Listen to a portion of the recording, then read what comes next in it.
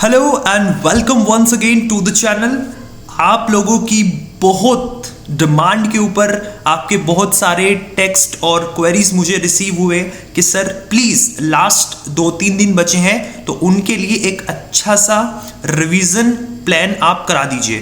तो मैं फिजिक्स के लिए आपको ये कुछ रिवीजन वीडियोस दे रहा हूँ। इनको देखने से आपका मैक्सिमम रिवीजन होगा फिजिक्स का और बेस्ट आउटपुट आपको मिलेगा। ठीक है, इस वीडियो के अंदर 5 चैप्टर्स के 5 इंपॉर्टेंट सवाल हम करेंगे। पार्ट वाइज ये पूरा सेशन रहेंगे। ठीक है, तो आपको जरूर देखना है। ठीक है, और कमेंट करके बताना है अगर कुछ आपको डाउट है तो। Let's get started with the very first question from the topic of error. Highly chances that error measurement and significant figures can be asked in your questions. 100% confirm.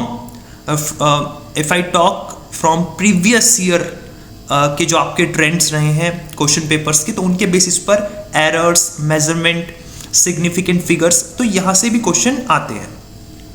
So if the error in the measurement of a radius of a sphere is 2%, 2% का यहाँ पर error है radius के अंदर। ठीक है, आपसे पूछा है कि फिर वॉल्यूम में कितना एरर होगा। ठीक है, रेडियस में 2% का एरर है तो वॉल्यूम में कितना परसेंट का एरर होगा।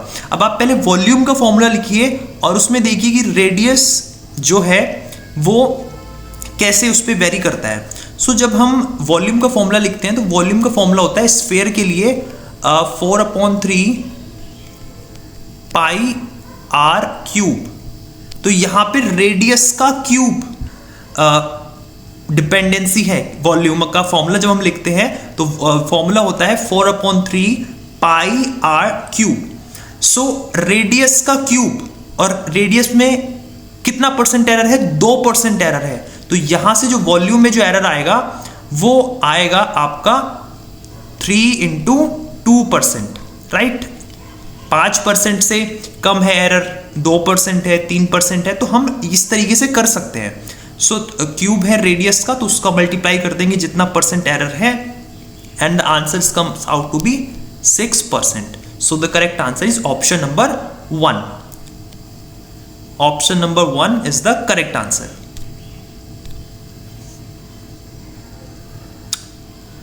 Right, so option number 1 is the correct answer. Let's move to the question number 2। यहां पे आपको कुछ 5 फिजिकल पैरामीटर्स दिए हुए हैं। ठीक है, आपको बताना है कि इनमें से विच 2 of the following 5 physical parameters have the same dimensions. किन किन के डायमेंशंस यहां पर सेम है। ठीक है, सो मैं सबसे पहले आपको बताऊं कि जैसे रिफ्रैक्टिव इंडेक्स और जो ये डाई इलेक्ट्रिक कांस्टेंट है, इनका जो डायमेंशनल फॉर्मूला जो होता है वो होता है m0,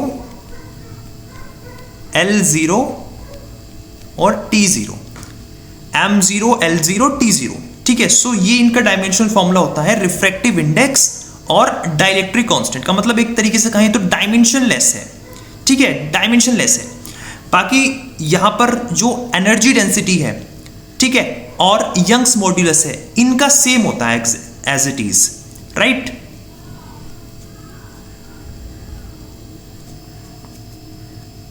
ठीक है, तो एनर्जी डेंसिटी और यंग्स मॉड्यूलस इनका भी जो डायमेंशनल फॉर्मूला है वो सेम है। एनर्जी डेंसिटी क्या है? Energy upon volume. तो एनर्जी का डायमेंशनल फॉर्मूला आप लिखेंगे, वॉल्यूम का डायमेंशनल फॉर्मूला L3।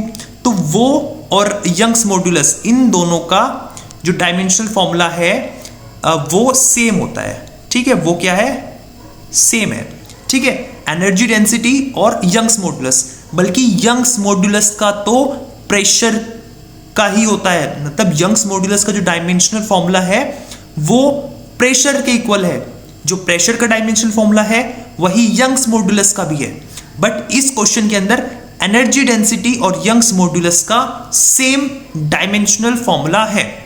पेपर में क्वेश्चन पूछते हैं कि किन यूनिट्स के डायमेंशनल फॉर्मूलाज सेम है, तो आपको पहले से याद होना चाहिए। वहां पे आपको टाइम को थोड़ा सा मैनेज करना है। राइट। तो पहले से आपको पता होना चाहिए कि रिफ्रैक्टिव इंडेक्स और डाइलेक्ट्रिक कांस्टेंट का no dimensional formula, energy density और यंग्स मॉड्यूलस का डायमेंशनल फॉर्मूला सेम होता है। आप निकाल सकते हैं, अभी आप प्रैक्टिस कर सकते हैं। एनर्जी डेंसिटी यानी कि एनर्जी अपॉन वॉल्यूम, और यंग्स मॉड्यूलस का प्रेशर वाला होता है, जो प्रेशर का होता है डायमेंशनल फॉर्मूला वही यंग्स मॉड्यूलस का होता है। तो ये सेम है, राइट। नेक्स्ट क्वेश्चन की तरफ बढ़ते हैं। Two bodies are thrown up with initial velocities in the ratio 2:5। आपने कोई दो बॉडीज को फेंका, ठीक है, अप ऊपर फेंका, इनिशियल वेलोसिटीज का जो उनका रेशियो है वो 2:5 है, ठीक है। The ratio of the maximum height reached by them. अब वो कुछ ना कुछ हाइट पे तो पहुंचेंगे ना दोनों बॉडीज, तो उनकी जो हाइट का रेशियो आएगा वो हमें बताना है। तो उसके लिए आप फॉर्मूला लगाइए u² अपॉन 2a। ये आपका हाइट बताएगा आपको। हाइट का फॉर्मूला होता है कितनी हाइट तक पहुंचेगा, u² अपॉन 2a। u यहां पर इनिशियल वेलोसिटी है, a यहां पर एक्सीलरेशन है।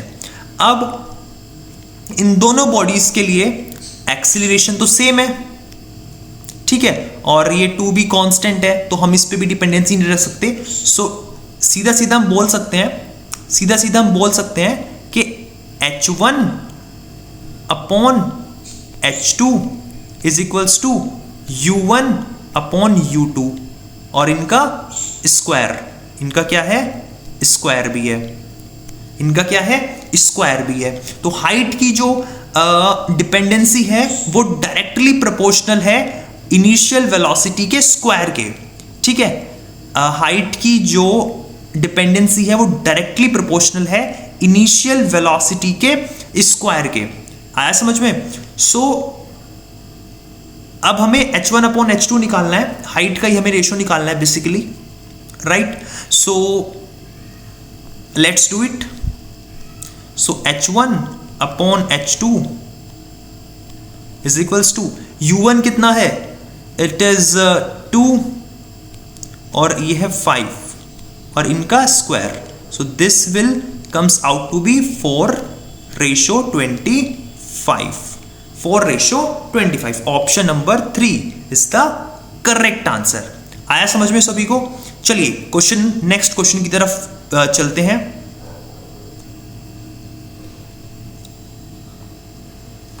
इस क्वेश्चन के अंदर क्या करना है आपको, मैक्सिमम हाइट्स का रेशियो बताना है, ठीक है। आसान नहीं है ये क्वेश्चन, डिफिकल्ट क्वेश्चन है। This is difficult and best for revision, ठीक है। सो इस क्वेश्चन के अंदर 60 डिग्री और 30 डिग्री पर बुलेट्स को फायर किया गया, ठीक है, और वो दोनों के दोनों बुलेट्स सेम डिस्टेंस पर जाकर के गिरे हैं, और आपसे पूछा है मैक्सिमम हाइट का जो रेशियो है वो। सो चलिए मैक्सिमम हाइट्स का रेशियो निकालते हैं। तो सबसे पहले तो हाइट का फॉर्मूला सभी को आना चाहिए। h is equals to u square sine square theta by 2g, यही होता है। This is the formula of the height, ठीक है। ये खुद आप करेंगे, मैं आपको इसके मेथड बता रहा हूं। तो इसमें हाइट का फॉर्मूला आप लगाएंगे तो यहां से h1 निकल जाएगा। सो h1 होगा तो आपको u1 रखना पड़ेगा, अंडरस्टूड। सो यहां से h1 और h2 का रेशियो निकालना है। सो साइन स्क्वायर थीटा और 2g, तो साइन स्क्वायर थीटा तो साइन 60 डिग्री, ठीक है, साइन 60 डिग्री √3/2 उसका स्क्वायर आप करेंगे, ठीक है, और साइन 30 डिग्री इज 1/2, सो 1/2 का स्क्वायर आप करेंगे, ठीक है। सो आपको मिल जाएगा h1 h2 का रेशियो। चलो मैं करके दिखा देता हूं आपको ये समझ में आई चाहिए। अब देखो ये तो कैंसिल ही हो जाएंगे, ठीक है, क्योंकि ये कैंसिल हो जाएंगे, तो इनको अभी कैंसिल कर देते हैं, ठीक है। सो h1 अपॉन h2 हमें करना है। सो साइन स्क्वायर थीटा मतलब √3/2 का होल स्क्वायर मल्टीप्लाई, अब H2 जो होगा वो रेसिप्रोकल हो जाएगा, H2 साइन स्क्वायर थीटा यानी कि साइन 30 डिग्री का स्क्वायर, तो 1/2 तो हो जाएगा 2/1 का होल स्क्वायर। ठीक है, अब ध्यान से देखना बिल्कुल, अब देखो 2 का स्क्वायर और 2 का स्क्वायर कैंसिल हो जाएगा ना, ये 4 और ये कैंसिल हो जाएगा, तो √3 का स्क्वायर और 1, तो यहां से कितना आंसर आएगा 3:1।